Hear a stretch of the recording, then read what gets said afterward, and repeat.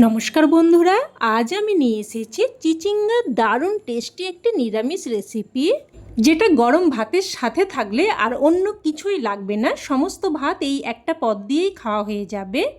এটা খেতে এতটাই টেস্টি হয় আর তৈরিও হয়ে যায় খুবই সামান্য তেল মশলায়। বলতে পারেন দারুণ সুস্বাদু ও স্বাস্থ্যকর একটি নিরামিষ রেসিপি। তো চলুন তাহলে দেরি না করে রান্না শুরু করি। তো রান্নাটা তৈরি করার জন্য প্রথমেই আমি এখানে প্রায় 500 গ্রাম মতো চিচিঙ্গা নিয়েছি। আর দেখুন এখানে কিন্তু একদম আমি কচি টাটকা ধরনের চিচিঙ্গা নিয়েছি। অবশ্যই কিন্তু একদম কচি টাটকা দেখে সবজি নেওয়ার চেষ্টা করবেন, তাতে করে কিন্তু রান্নার স্বাদ খুবই ভালো হবে। তো এবার প্রথমে ছুরিতে করে গা ঘষে চিচিঙ্গার খোসা তুলে নিচ্ছি। আর চিচিঙ্গার খোসা কিন্তু খুবই পাতলা, দেখুন হালকা করে এইভাবে ঘষে নিলেই কিন্তু সমস্ত খোসা উঠে যাবে। তো সমস্ত চিচিঙ্গার খোসা একই রকমভাবে ছাড়িয়ে নিয়েছি। এবার এগুলোকে খুব ভালোভাবে ধুয়ে নেব। তো দেখুন একদম ভালোভাবে ধুয়ে নিয়েছি। এবার চিচিঙ্গাগুলো কেটে নেব। তো চিচিঙ্গাগুলোকে প্রথমে লম্বালম্বিভাবে কেটে নিয়ে তারপর দেখুন আড়াআড়িভাবে এইরকম একটু বড় সাইজ মতো করে কেটে নিচ্ছি। দেখুন ঠিক এইরকম একটু বড় সাইজ মতো করে কেটে নিতে হবে। তো একই রকমভাবে দেখুন সমস্ত চিচিঙ্গাগুলো কেটে নিয়েছি। এবার এইগুলো একটা প্লেটের মধ্যে উঠিয়ে রাখছি। এবার গ্যাস অন করে কড়াই বসিয়ে এখানে দিয়ে দিচ্ছি ছোট চামচের 2 চামচ মতো সরষের তেল। তেলটাকে ভালোভাবে গরম করে নেব। তো তেল একদম ভালোভাবে গরম হয়ে আসলে এখানে দিয়ে দিলাম কয়েকটা বিউলির ডালের বড়ি। তবে আপনারা কিন্তু যে কোনো ধরনের ডালের বড়িই নিতে পারেন। তো গ্যাসের ফ্লেমটাকে হাইতে রেখে অনবরত নাড়াচাড়া করে বড়িগুলোকে দেখুন লাল করে ভেজে নিলাম। আর গ্যাসের ফ্লেমটাকে হাইতে করে বড়িগুলো ভাজলে বড়ি কিন্তু একদমই তেল টানে না। তো বড়িগুলো ভেজে উঠিয়ে নিয়ে এবার এখানে আমি দিয়ে দিয়েছি আলু। আর এখানে আমি কিন্তু দুটো ছোট্ট সাইজের আলুকে এরকম লম্বা লম্বা টুকরো করে কেটে দিয়েছি। এবার একটা ঢাকনা দিয়ে আলুগুলোকে প্রায় 2-3 মিনিট মতো ভেজে নেব। তো ঢাকনা দিয়ে আলুগুলোকে প্রায় 2-3 মিনিট মতো ভেজে নিয়েছি। দেখুন আলুর মধ্যে একটা সুন্দর কোটিং পড়ে গেছে। তো আলুগুলো ভাজা হয়ে গেছে, উঠিয়ে নিলাম। এবার ওই তেলের মধ্যেই দিয়ে দিলাম কেটে রাখা চিচিঙ্গা। আর দিয়ে দিলাম সাথে অল্প একটু লবণ আর অল্প একটু হলুদ গুঁড়ো। লবণ আর হলুদ গুঁড়োটা দিয়ে ভালোভাবে মিশিয়ে নেব। ভালোভাবে মিশিয়ে নিয়ে এবার মিডিয়াম ফ্লেমে 2 মিনিট মতো একটা ঢাকনা দিয়ে দিলাম। তো এবার 2 মিনিট পর ঢাকনা তুলে নিচ্ছি। আর দেখুন চিচিঙ্গা থেকে কিন্তু জল বেরোতে শুরু করেছে।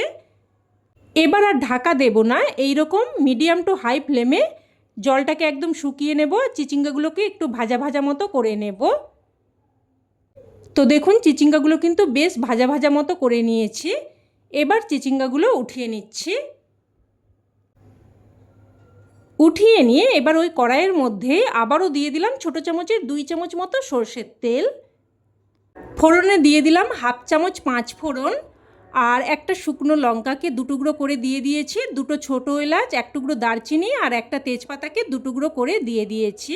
এবার ফোড়নটাকে নাড়াচাড়া করে কয়েক সেকেন্ড ভেজে নেব। ফোড়নটা একটুক্ষণ ভেজে নিয়ে এবার এখানে দিয়ে দিচ্ছি 1 চামচ মতো আদা আর কাঁচা লঙ্কার পেস্ট।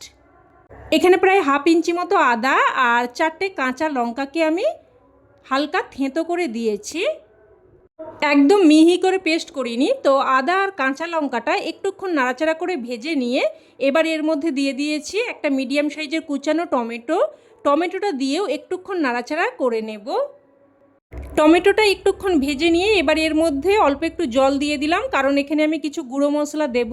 তো দিয়ে দিলাম হাফ চামচ মতো জিরের গুঁড়ো, হাফ চামচ মতো ধনের গুঁড়ো, হাফ চামচ মতো হলুদ গুঁড়ো আর হাফ চামচ মতো কাশ্মীরি লঙ্কার গুঁড়ো দিয়ে দিলাম। আর দিয়ে দিলাম স্বাদ অনুযায়ী লবণ। আর কাশ্মীরি লঙ্কার গুঁড়োতে কিন্তু ঝাল বেশি হবে না, তবে তরকারির কালারটা সুন্দর আসবে। এবার একটা ঢাকনা দিয়ে মশলাটাকে প্রায় 2-3 মিনিট মতো কষিয়ে নেব। তো দেখুন ঢাকনা দিয়ে মশলাটাকে কিন্তু বেশ ভালোভাবে কষিয়ে নিয়েছি। আর টমেটোগুলো এইভাবে চেপে চেপে মশলার সাথে মিশিয়ে নিচ্ছি, এতে করে কিন্তু তরকারির স্বাদ ও রং দুই ভালো হবে। এবার এখানে দিয়ে দেব ভেজে রাখা চিচিঙ্গা আর আলু। এবার সব কিছু আবারও নাড়াচাড়া করে ভালোভাবে মিশিয়ে নেব। ভালোভাবে মিশিয়ে নিয়ে এবার একটা ঢাকনা দিয়ে আবারও চিচিঙ্গা আর আলুর সাথে মশলাটাকে কষিয়ে নেব। তো দেখুন ঢাকনা দিয়ে প্রায় 2-3 মিনিট মতো মশলাটাকে চিচিঙ্গা আলুর সাথে বেশ ভালোভাবে কষিয়ে নিয়েছি। এবার এখানে দিয়ে দেব 1 বাটি মতো গরম জল।